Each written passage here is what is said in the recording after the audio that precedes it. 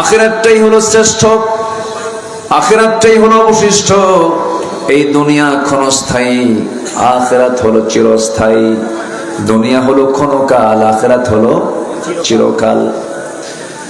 চিরকাল জীবনের জন্য, চিরস্থায়ী জীবনের জন্য আমাকে আপনাকে ফিকির করতে হবে, চিন্তা করতে হবে। আল্লাহ তাআলা আমাদেরকে চিন্তাশীল বানিয়ে দিয়েছেন। আফালা তাকিলুন আফালা তুবসিরুন। এই জন্য চিন্তার মধ্য দিয়ে আমাকে আপনাকে চলতে হবে। আমি যে চিন্তা করব, সেই চিন্তা করব, কি চিন্তা করব তার বিধিবিধান আল্লাহ রাব্বুল আলামিন দিয়ে দিয়েছেন। বান্দার সৃষ্টির বহু আগে, আমার আপনার সৃষ্টির বহু আগে পৃথিবীর প্রথম মানুষ যাকে পাঠানো হয়েছে, আমাদের সবার পিতা আদম আলাইহিস সালাতু ওয়াস সালাম, হাওয়া আলাইহিস সালাতু ওয়াস সালাম, আমাদের মা বাবা, তারা জান্নাত থেকে দুনিয়াতে যখন এসেছেন, আল্লাহ রাব্বুল আলামিন শূন্য হাতে পাঠান নাই, তাদের হাতেও তার পক্ষ থেকে কিতাব এসেছে। জোরে বলি সুবহানাল্লাহ। আমার আব্বা আম্মা কিন্তু মূর্খ ছিলেন না। মূর্খ ছিলেন? আদম আলাইহিস সালাতু ওয়াস সালাম যে জ্ঞানী ছিলেন, কিয়ামত পর্যন্ত এমন জ্ঞানী মানুষ আর পৃথিবীতে দ্বিতীয় জন আসবে না। কেমনে? ওয়াল্লামা আদামাল আসমাআ কুল্লাহা। আল্লাহ তাআলা আদম আলাইহিস সালাতু ওয়াস সালামকে গোটা পৃথিবীর সকল কিছুর নামের সঙ্গে পরিচয় করে দিয়েছেন। সকল সৃষ্টিকুলের নাম তিনি জানতেন। এরকম জ্ঞানী বাহাদুর কেউ আছে দুনিয়াতে? আমার বাপ ছিলেন এরকম জ্ঞানী মানুষ। আমাদের বাপকে আরো জোরে বলেন। আমাদের বাপের ভিটা কোথায়? অনেকে চিন্তা আছে কালুপুর। আমাদের বাপের ভিটা কোথায়? জান্নাত। জান্নাত আমাদের বাপের ভিটা। আমরা আবার সেই বাপের ভিটায় ফিরে যাব। আমরা খেয়েছি প্রথম কোথাকার খাবার? জান্নাতের খাবার। আমরা গিয়ে আবার ফিরে যাব চিরস্থায়ী জীবনে। ফিরে গিয়ে খাবো কিসের খাবার? জান্নাতের খাবার। নিয়ত আছে তো ইনশাআল্লাহ? সবার নিয়ত আছে তো? বেশি করে বিড়ি খালি হবে। বিড়ি কিসের খাবার?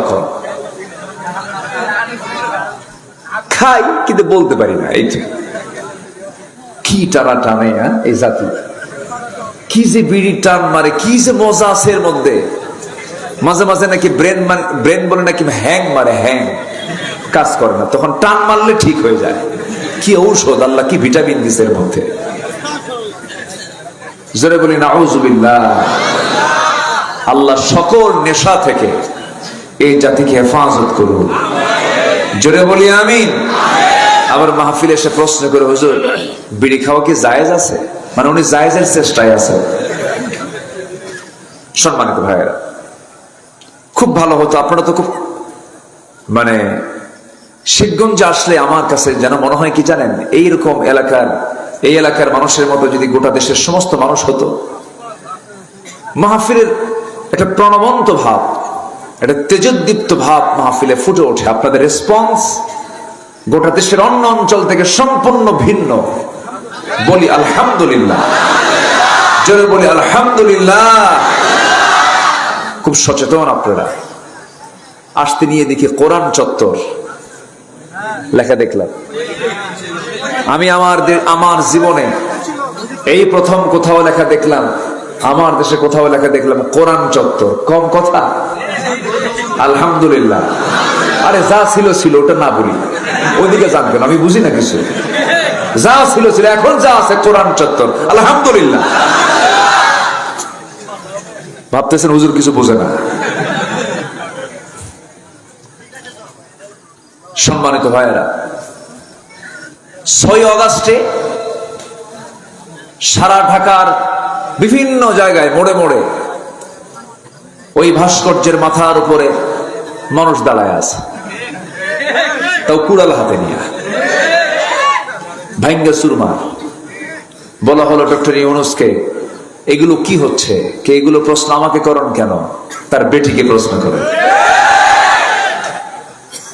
কথা ক্লিয়ার? কথা ক্লিয়ার? বলা হলো হাসিনা পালায় না, মাত্র 45 মিনিট। কয় মিনিট? কয় মিনিট বলেন? 45 মিনিটস। শেষ পর্যন্ত তার দুপুর বেলার খাবারটাও কেসমতে জোটে নাই। কেসমতে জুটছে এই দেশের ছাত্র সমাজে। ওরা ঢুকে না খাইছিল তো বহুদিন, খাইছে।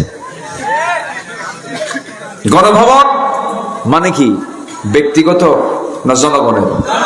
সেই দিন গণভবন জনগণেরই হয়েছে। কে করে দিয়েছেন? কে করে দিয়েছেন? আল্লাহ কি আছেন? আল্লাহ কি শোনেন? আল্লাহ কি চোখের পানি দেখেন? আল্লাহ কি সেজদা শোনেন? দেখেন? দেখে নেন। কি না পারেন? কি হয়ে গেল? আল্লাহ রাব্বুল আলামিন বলেন, ইন্নামা আমরুহু ইযা আরাদা শাইআন আন ইয়াকুলা লাহু কুন ফায়াকুন। আমার আল্লাহ যখন কোনো কাজের ইচ্ছা পোষণ করেন, সময় চুল পরিমাণ লাগে না, শুধু বলেন হও, সঙ্গে সঙ্গে মাইক্রো সেকেন্ডের আগেও তা হয়ে যায়। আমার বন্ধুগণ, সেজন্য আল্লাহর কাছে আমরা ধারণা দেব, আল্লাহর কাছ থেকে এসেছে, আল্লাহর কাছে আবার ফিরে যাব। হুকুম যদি মানতেই হয়, বিধান যদি মানতেই হয়, আমার আল্লাহর বিধানকে মেনে নেব। গোলামি করব কার? আসতে হবে না। গোলামি করব কার? আনুগত্য করব কার? হুকুম মেনে চলব কার?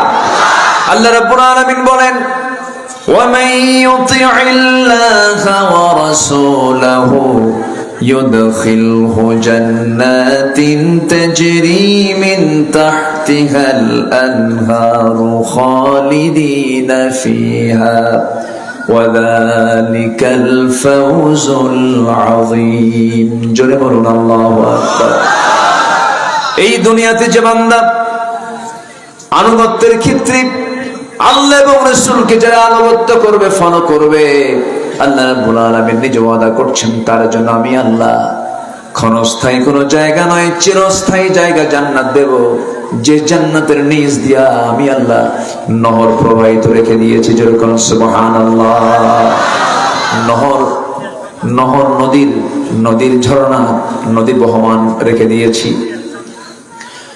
আমার বন্ধুগণ, সেই জান্নাত পেতে হলে কারো আনুগত্য করা যাবে না, কারো ইত্তেবা করা যাবে না। আল্লাহ রাব্বুল আলামিন বান্দাকে বলছেন, বান্দারে এই দুনিয়াতে তোকে শুধুমাত্র কেবলমাত্র আমার গোলামির জন্য পাঠিয়ে দিয়েছি। এই জন্য আমরা নামাজের মধ্যে বলি, যারা পারেন ঠোঁট মিলিয়ে বলুন, ইয়্যাকা না'বুদু ওয়া ইয়্যাকা নাস্তাঈন ইহদিনাস সিরাতাল মুস্তাকিম সিরাতাল্লাযীনা আন'আমতা আলাইহিম গায়রিল মাগদুবি আলাইহিম ওয়ালাদ-দাল্লিন।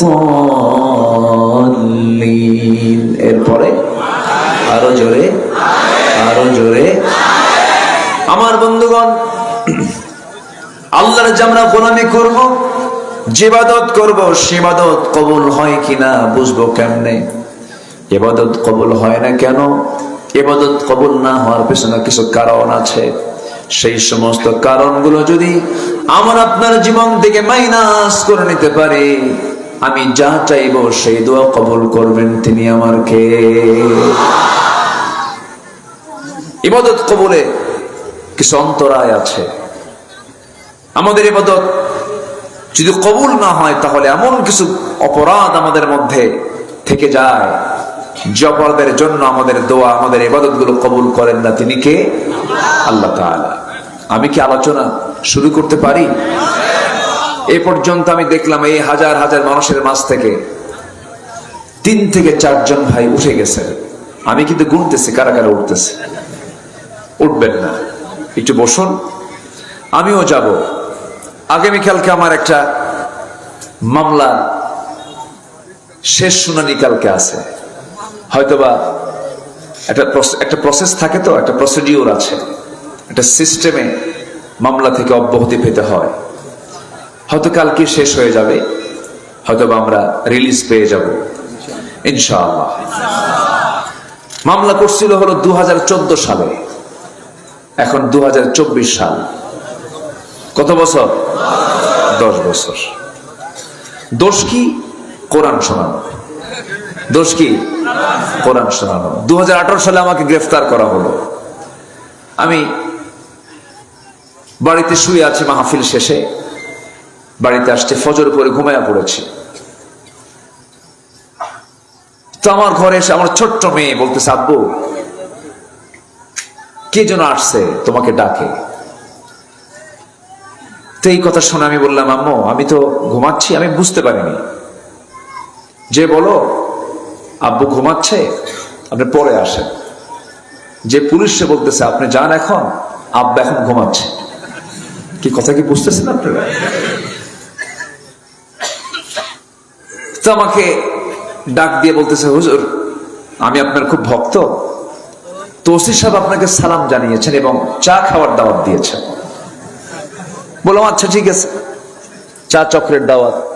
গেলাম, বসলাম, অনেকক্ষণ গল্প টল্প করার পরে বলতেছে, হুজুর আপনার তার বাড়িতে ফেরত যাওয়া যাবে না। কেন? কে মামলা রেডি করা আছে, তো আপনাকে কোর্টে হাজিরা দিয়ে জেলখানায় যেতে হবে।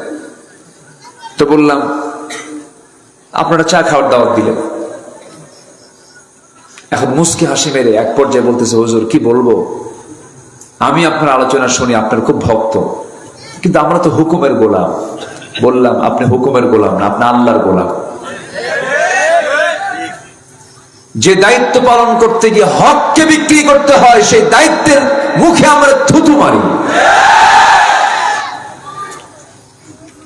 যে কাজ করতে গিয়ে আল্লাহর হক নষ্ট হয়, সেই কাজ করার কোনো দরকার। অনেকে নামাজ পড়তে পারে না, কিছু কিছু কাজ করতে গেলে নামাজ হয় না, এমন দল করে যে দলের কর্মসূচিতে নামাজের কোনো কর্মসূচি নাই। আছে না? আছে কিনা? আছে কিনা? নেতা ডাকছে যেতে হবে অমুক মাঠে, জোহর গেল, আসর গেল, মাগরিব গেল, নেতাও পড়ে না, কর্মীও পড়ে না। যে দলের নেতা কর্মীর মধ্যে নামাজের কোনো পরিবেশ নাই, সেই নেতৃত্ব মানা হালাল না হারাম? এমন নেতৃত্ব আমার দেশে এখনো আছে না নাই?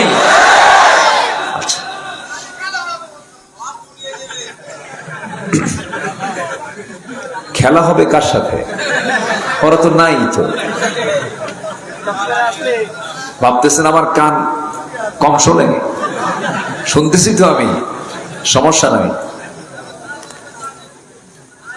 ওবায়দুল কাদের সাহেব তো নাই, উনি যে কোথায় আছেন এখন, চতুর্থ আসমান না পঞ্চম আসমানে আল্লাহ জানে। হাই হাই রে, কি বিনোদন গুলো দিল আমাদের, কি বিনোদন আমরা পেলাম। সমুচিত জবাব দিয়েছেন তিনি কে?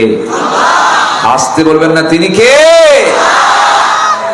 আজ থেকে ঠিক 14 বছর আগে আল্লামা সাইদিকে হাত করা পড়িয়ে তারা কোর্টে নিয়ে যাচ্ছিল, মনে আছে না?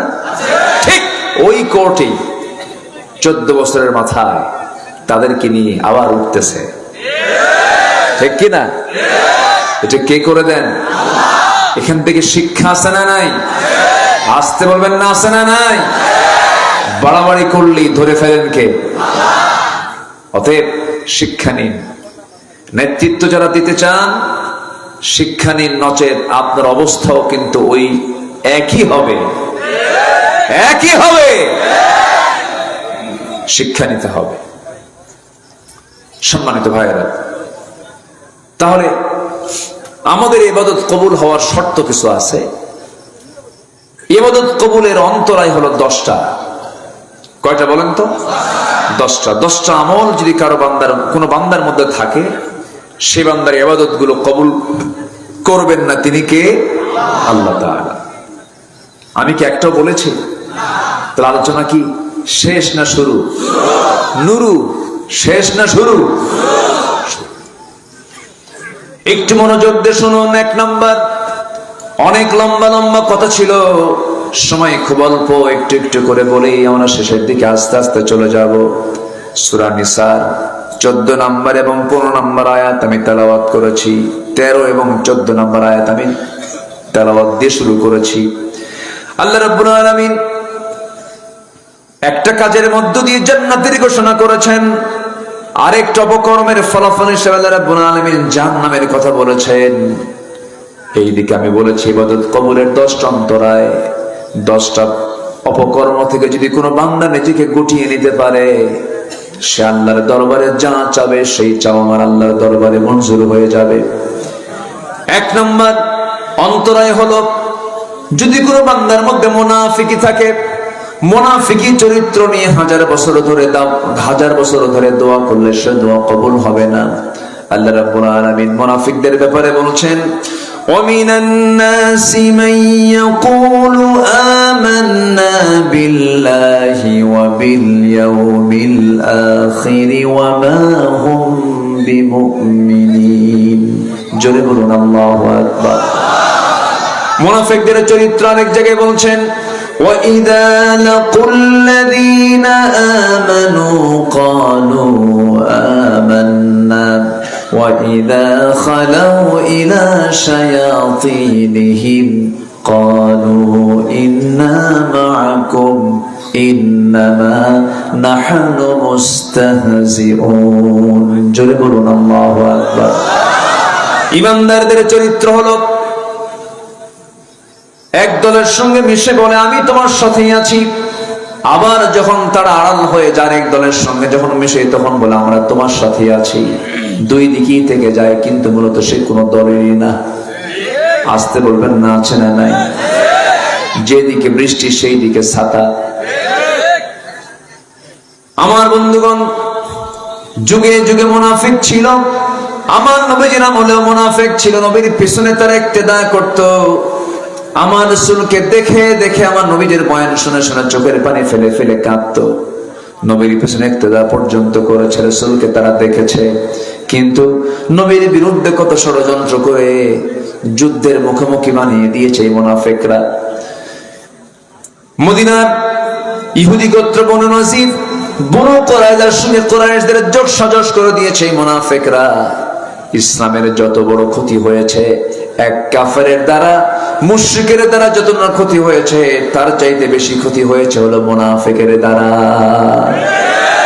এই জন্য মুনাফিকদের ব্যাপারে ইসলাম নরম হতে বলেছে না কঠোর হতে বলেছে? এই বিগত 16 বছর কত টুপিওয়ালা দাড়িওয়ালা কত তেল মারা মারছে, মারেনি? তেল মারা হুজুর কিছু ছিল না? ছিল কিনা বলেন? তারা নির্বাচনও করেছে, করেনি? নির্বাচন করে নাই? নির্বাচন করেছে, তেল মেরেছে, কওমি জরুরি খেতাব দিয়েছে, জান্নাতের সার্টিফিকেট দিয়েছে, জান্নাতের সার্টিফিকেট দিয়েছে। ইভেন গণজাগরণ মঞ্চ, যে মঞ্চে শাহবাগে আন্দোলন করলো আলেমদের বিরুদ্ধে, সেই মঞ্চে গিয়ে কিছু টুপিওয়ালা দাড়িওয়ালা সেখানে গিয়ে বলল যে আমি আমার জীবনের শ্রেষ্ঠ আমল করতে পারলাম, আমি এই জায়গায় আসতে পেরেছি। ওঠে কেন লোকগুলো? এই যে উঠতেছে, একটু বসো। জি আঙ্কেল বসুন, মুরব্বী তো বলা যাবে না, বসেন। কোন দিক দিয়ে কোন কথা ভাইরাল হয় আল্লাহই জানে। বসুন। কত রাত কত দিকে আমরা কাটাই, কত সময় চলে যায়। শুধু এতটুকু মাথায় রাখবেন, যে জায়গায় বসে আছেন এই জায়গাটা এখন এই মুহূর্তে এত দামি, যতক্ষণ বসবো ফেরেশতারা দোয়া অব্যাহত করতে থাকবেন। ফেরেশতাদের দোয়া অব্যাহত চলতেছে, অটোমেটিক, এবং আমলনামায় সওয়াব জমা হবে এবং গুনাহগুলো জীবন থেকে ঝরে যাবে। বলি সুবহানাল্লাহ। আল্লাহ তাআলা এই বরকত থেকে আমাদেরকে যেন মাহরুম না করেন। জোরে বলি আল্লাহুম্মা আমিন। একটু বসো। তাহলে মুনাফিকি কি করা যাবে? মুনাফিকি চরিত্রকে আনা যাবে? মুনাফিক কাকে বলে এটা একটা বিষয় না। মুনাফিক কিন্তু কোনো মুশরিক না। মুনাফিক কিন্তু অন্য ধর্মের কাউকে বোঝানো হয়নি। মুনাফিক নামাজও পড়বে, মুনাফিক রোজাও রাখবে, মুনাফিক হজও করে, মুনাফিক দান সদকাও করে, কিন্তু এগুলো সব করে হলো তার নিজের স্বার্থের জন্য, আল্লাহর জন্য নয়। আছে কিনা? আসতে বলবেন না, আছে কিনা? এবং এদেরকে চেনার এক নাম্বার মানে যে কারণ, এদেরকে চিনতে যে এক নাম্বার যে তাদের বদগুণ, সেটা হলো এরা ঘন ঘন মিথ্যা কথা বলে। এরকম লোক তো মনে হয় শিবগঞ্জে নাই। আছে? আছে? তাহলে মিথ্যা কথা বলা মানে, মিথ্যা কথা বলা মানে কি হলো? সে কোন জাত? বলেন বলেন বলেন, কোন জাতে গেল? মুনাফিক গ্রুপ এসে চলে গেল। এটা কি আমার কথা না আল্লাহর কথা? আল্লাহ রাব্বুল আলামিন বলেন, ইন্নাল মুনাফিকিনা লাকাযিবুন। মুনাফিকরাই মিথ্যুক হয়। ঈমানদার কখনো মিথ্যুক হতে পারে না। ঈমানদার কখনো ওয়াদা ভঙ্গকারী হতে পারে না। ঈমানদার কখনো আমানতের খেয়ানতকারী হতে পারে না। ঈমানদারদের চরিত্র কি? কোরআনের বিভিন্ন জায়গায় এসেছে। মুত্তাকির চরিত্র, ঈমানদারদের চরিত্র কোরআনে আছে না নাই বলেন? কোরআন খুললি মুত্তাকির চরিত্র খুঁজে পাওয়া যায়। যারা পারেন ঠোঁট মিলিয়ে বলুন, হুদাল্লিল মুত্তাকিন الذين يؤمنون بالغيب ويقيمون الصلاة ومما رزقناهم ينفقون والذين يؤمنون بما أنزل إليك وما أنزل من قبلك وبالآخرة هم يوقنون أولئك على هدى من ربهم وأولئك هم المفلحون জোরে বলুন আল্লাহু আকবার। মুত্তাকির গুণ হলো পাঁচটা। কয়টা বলেন? মুখস্থ করে যাবেন। কয়টা বলেন? নাম্বার 1 হলো যারা অদৃশ্যকে বিশ্বাস করে। অদৃশ্য মানে আল্লাহকে দেখি না কিন্তু আছে না নাই, এই বিশ্বাস আছে না নাই। ওয়ায়ুকিমুনাস সালাত, যারা নামাজকে কায়েম করে। ওমিম্মা রাযাকনাহুম ইউনফিকুন, আমি যে রিজিক দিয়েছি সেই রিজিক থেকে আমার পথে যারা আমাকে খুশি করার জন্য দান করে, যারা কিতাবগুলোকে বিশ্বাস করে। এবং নাম্বার 5, যারা আখিরাতকে বিশ্বাস করে। এই 5টা গুণ আছে যার, সেই বান্দা বিফল না সফল। ওয়া উলাইকা হুমুল মুফলিহুন। মুমিন কারা? আল্লাহ রাব্বুল আলামিন মুমিনদেরকে চেনার জন্য সূরা মুমিনুন দিয়েছেন, মুনাফিককে চেনার জন্য সূরা মুনাফিকুন দিয়েছেন, কাফেরকে চেনার জন্য সূরা কাফিরুন দিয়েছেন। মুমিন কারা?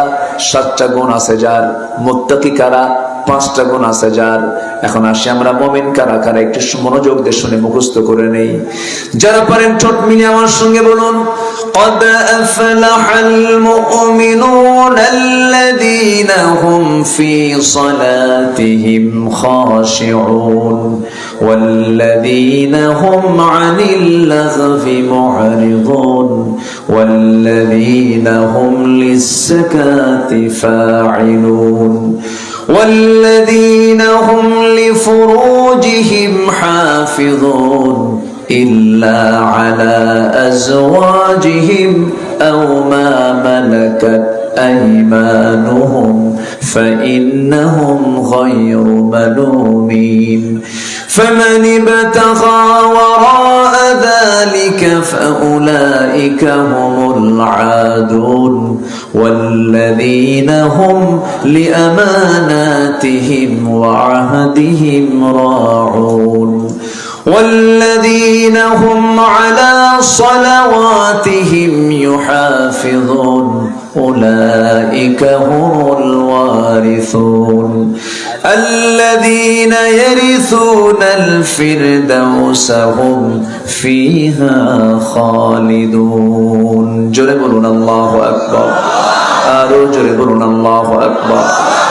আমার বন্ধুগণ, মুমিন কারা? 7টা গুণ অর্জন করেছে যারা। নাম্বার 1 হলো যারা খুশুর সঙ্গে যারা নামাজটা পড়বে। 1 ওয়াক্ত না 5 ওয়াক্ত? 7 দিনে 1 দিন না 7 দিন? কয়বার? আসতে বলুন না, কয়বার? সময় নাও সময়ে। একা না জামাতে, বুঝে না না বুঝে, জেনে না না জেনে। যারা খুশু খুশুর সঙ্গে নামাজ পড়বে। নাম্বার 2 হলো যারা জিহ্বাকে যারা কন্ট্রোল করবে, জিহ্বাকে যারা বিশ্রাম দেবে। জিহ্বা যদি ভিজাতেই হয় আল্লাহর জিকির দিয়া যারা জিহ্বাকে ভিজায়, বাজে কোনো কথা না বলে, ওয়াকুলু লিন্নাসি হুসনা, মুখ থেকে যদি কোনো কথা বের হয় সেটা যেন সুন্দর কথা বের হয়। চুপ থাকা হলো নাজাতের লক্ষণ। বেশি কথা আছে যার, বাজে কথা মুখে, এই জন্য যতটুকু পারা যায় কম কথা বলা, বেশি কথা বললে ভুল বেশি হয়ে যাবে। এই জন্য আমার নবী মাঝে মাঝে দেখা যেত ঘন্টার পর ঘন্টা চলে যেত, নবীর মুখ থেকে কোনো আওয়াজ বের হতো না, চুপচাপ থাকতেন। চুপ থাকাটাও ভালো আমার বন্ধুগণ। নাম্বার 3 হলো যারা যাকাতটা ঠিক মতো আদায় করবে। নাম্বার 4 হলো যারা লজ্জাস্থানের যারা হেফাজত করবে। আমার রাসূল বলেছেন, মান আযমানু লি মা বাইনা লিহইয়াইহি ওয়া মা বাইনা রিজলাইহি আযমানা লাহুল জান্নাহ। যে ব্যক্তি লজ্জাস্থানকে হেফাজত করবে এবং জিহ্বাকে যারা হেফাজত করবে, আমি রাসূল তার জন্য বেহেশতের জামিন হয়ে যাব। কত গুরুত্বপূর্ণ কথা। আমরা এগুলোকে কন্ট্রোল করার চেষ্টা করব। যুবক রে, যৌবনটাকে নষ্ট করা যাবে না। তোমার যৌবন তোমার জন্য একমাত্র হালাল তোমার বৈধ স্ত্রীর জন্য, নচেত অন্য কোনো জায়গায় চোখ কান তোমার চিন্তা ফিকির অন্য কোথাও করলে তোমার জন্য জেনা হয়ে যাবে। চোখ দিয়ে দেখবা পরনারী কি, চোখের জেনা হবে। কান দিয়ে শুনবা অশ্লীল গান বাজনা, কানের জেনা হয়ে যাবে। এরপরে তুমি চিন্তা করবা, বড় গুনাহগার হতে হবে তোমাকে।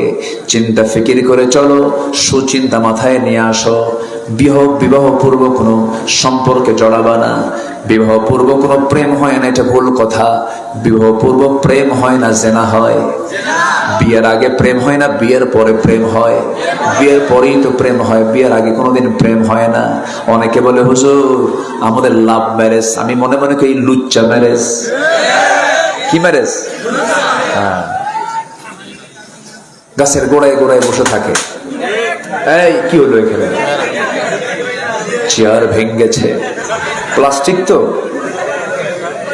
আগের থেকে ফাটা ছিল মনে হয়। এই ওঠো, কিছু হয়নি, সমস্যা নেই। যত ভাঙবে তত গড়বে, সমস্যা তো সব চেয়ার ভাঙবেন। বসেন। খুব ভালো মানুষ আপনারা, বলি আলহামদুলিল্লাহ।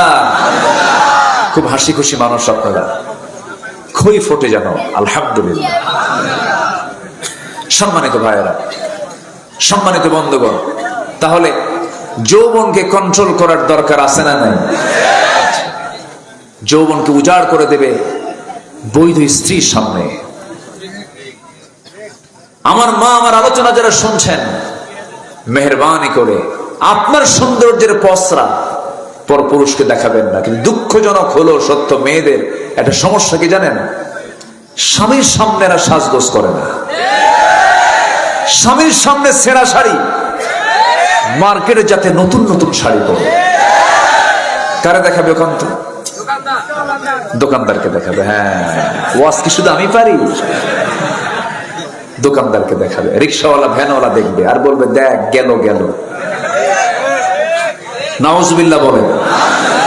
আবার কিছু পুরুষও আছে সমস্যা, নিজের সুন্দরী বউ সে একা দেখে সন্তুষ্ট না, জাতিকে দেখাতেও সে সন্তুষ্ট হয়।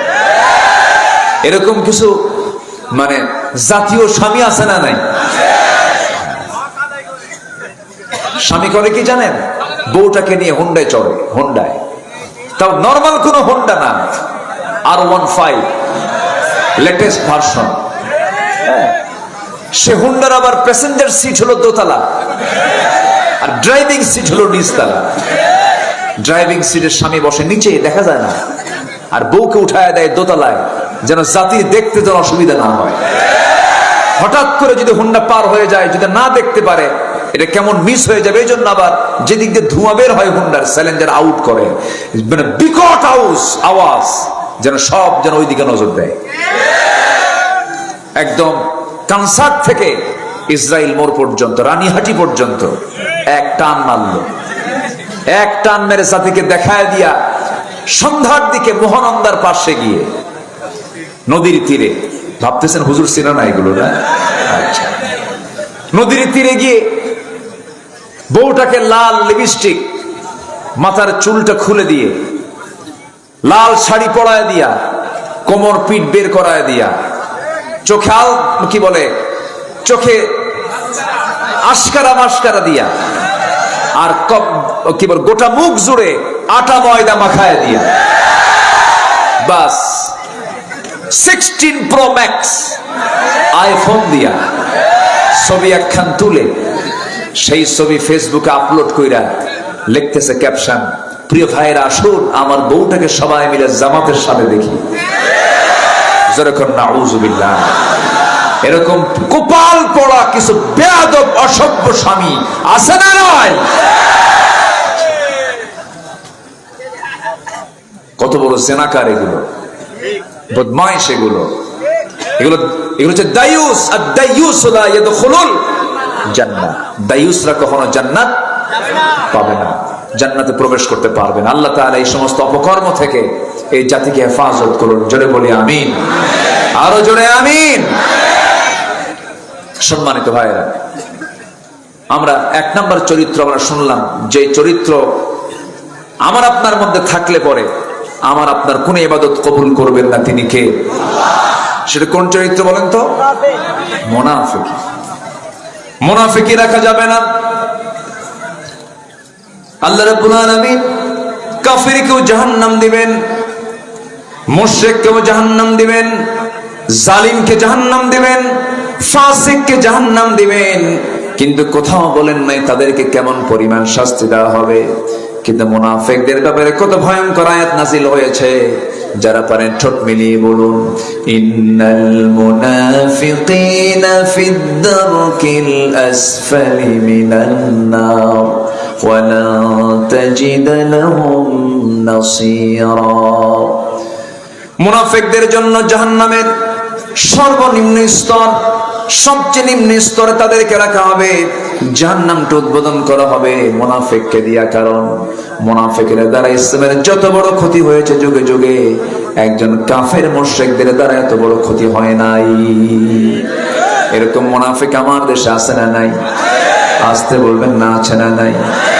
মুনাফিককে চেনা যায় নামাজে নয়, মুনাফিককে রোজায় চেনা যায় না, মুনাফিককে দান সদকায় চেনা যায় না। মুনাফিককে যদি চিনতে হয়, দেখবেন এরা কখনোই জীবন দেওয়ার মানসিকতা নেবে না। এরা মানুষকে পাঠায় দেবে, কিন্তু যত যত যত রক্ত লাগে সব দিয়ে দেব, প্রয়োজনে লোক পাঠাবো, আমি যাব না। এরা কি? আরো জোরে এরা কি? মুনাফিক। যত রক্ত লাগে দেব, প্রয়োজনে লোক পাঠাবো, আমি যাব না। মুনাফিককে নামাজে চেনা যায় না, মুনাফিককে রোজায় চেনা যায় না, মুনাফিককে হজে চেনা যায় না, মুনাফিককে চেনা যায় হলো জিহাদের ময়দানে। ওরা জিহাদে যাবে না, মরতে রাজি নাই, আন্দোলন করব, নেতা হব, কিন্তু মরবো না। অনলাইন থেকে ব্রিফ করে, ভাই আমার যুদ্ধে নামুন, উনি দেশের বাইরে। আছে না নাই? আমার রাসূল এমন নেতৃত্ব দেননি। আমার রাসূল ছিলেন জিহাদের ময়দানে পিছনে না আগে? মার খেয়েছেন কম না বেশি? বেশি। সম্মানিত ভাইয়েরা, আমার নবী উহুদের ময়দানে সবচেয়ে কণ্ঠকাকীর্ণ একটা জিহাদের ময়দান ছিল উহুদের ময়দান। এত কঠিন একটা যুদ্ধ। আমি যখনই মদিনায় যাই, উহুদের প্রান্তরে আমি না গেলে ভাল লাগে না, আমি চলে যাই। আহারে, ওই ময়দানে আমার নবীর দুটো দাঁত ভেঙে পড়েছিল। ওই যুদ্ধের ময়দানে আব্দুল্লাহ বিন জাহাসের কান কেটে নেওয়া হয়েছিল, নাক কেটে নেওয়া হয়েছিল, চোখ তুলে নেওয়া হয়েছিল, পা কাটা হয়েছিল। সাইয়্যিদুশ শুহাদা আমির হামজা রাদিয়াল্লাহু তাআলা আনহুর বুক চিরে কলিজা বের করে ফেলা হয়েছিল। উহুদের রক্তাক্ত প্রান্তর আমার নবীজি রওনা দিলেন। মদিনা থেকে মাত্র 3 মাইল দূরে কুরাইশরা এই মুনাফিকদের যোগসাজশে, ইহুদিদের চক্রান্তে কুরাইশদেরকে হাজির করা হলো একদম মদিনার উপকণ্ঠে 3 মাইল দূর উহুদের প্রান্তরে এসে তারা দাঁড়ানো। আমার নবীজি বলেন, সাহাবীরা কারা কারা যাবে আমার সঙ্গে, চলো। রওনা করেছেন। মাঝখান থেকে মুনাফিকরা বলল, এই অসম যুদ্ধে আমরা যাব না, ওদের 3000 আমাদের 1000, এই যুদ্ধে আমরা যেতে পারবো না। মুনাফিক কিছু সব নবীর পিছন থেকে সব কেটে পড়লো। নামাজে কেটে পড়ছে না জিহাদে কেটে পড়ছে? কোথায় বলেন? এরকম কেটে পড়া ময়দান থেকে কিছু লোক ইতিপূর্বে আমার দেশেও ছিল কিনা বলেন? ছিল কিনা বলেন? ছিল। এখনো যে নাই তা না, এখনো আছে। আমার বন্ধুগণ, আমার নবীজি বললেন, তোমরা কেউ যদি আজকে আমার সঙ্গে যুদ্ধে না যাও, তবু আমি একা হলেও বাতিলদের মোকাবেলা আমি দাঁড়িয়ে গেছি। সাহাবায়ে কেরামকে সঙ্গে করে নিয়ে আমার নবীজি উহুদ প্রান্তর পর্যন্ত পৌঁছে গেলেন। প্রচন্ড দ্বিপ্রহর, প্রচন্ড রোদ চলছে। সাহাবায়ে কেরামকে নিয়ে যখন যুদ্ধ শুরু হয়ে যাবে, মুসলমানদের প্রাথমিক বিজয় প্রায় হয়ে গেছে, যুদ্ধ শেষ হয়েছে মনে করে আমার নবীজি সাহাবায়ে কেরামকে কিছু দায়িত্ব দিয়েছিলেন। এর মধ্যে বিশেষ দায়িত্ব হলো, একটা চিকন গিরিপথ ছিল, গলিপথ ছিল।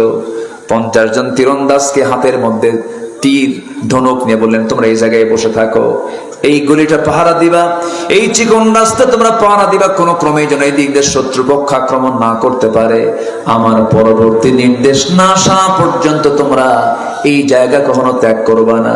কিন্তু যুদ্ধ যখন থেমে গেছে, যুদ্ধ আর চলছে না, ওই 50 জন তীরন্দাজ মনে মনে ভেবেছেন